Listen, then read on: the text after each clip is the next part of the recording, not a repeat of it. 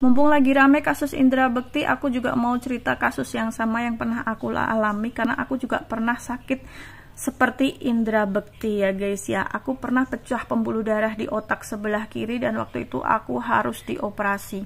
Karena aku takut dioperasi waktu itu, jadi aku tuh bimbang memutuskan untuk operasi atau enggak. Dan dokternya desak terus, ayo ini harus dioperasi. Kalau nggak dioperasi kemungkinan selamatnya sangat tipis.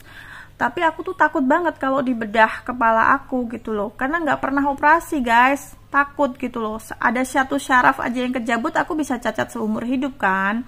Nah suatu hari teman aku itu ada yang datang jenguk, waktu itu kondisiku udah kritis banget, antara sadar dan tidak, sering-sering nggak sadar gitu loh.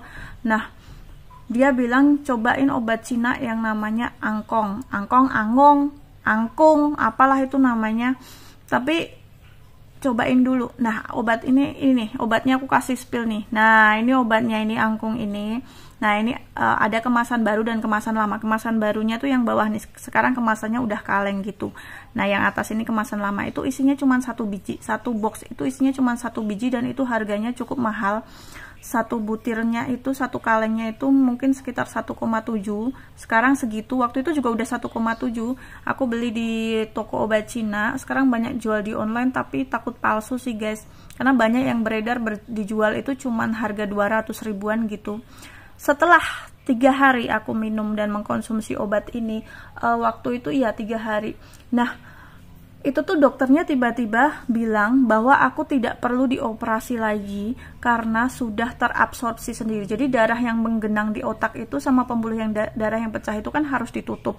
Itu udah nutup sendiri, dan darah yang menggenang yang bisa jadi tumor itu kalau nggak dioperasi itu udah terabsorpsi atau terserap sendiri tanpa harus operasi. Sampai dokternya itu kaget, sampai dokternya puji Tuhan ibu, Anda tidak perlu melakukan operasi karena sudah sembuh sendiri. Mukjizat banget, alhamdulillah nggak perlu operasi. Dan ini info bagus untuk teman-teman yang mungkin membutuhkan, mungkin barangkali tetangga atau saudaranya atau kalian sendiri mengalami hal yang sama dengan Indra Bekti dan aku alami.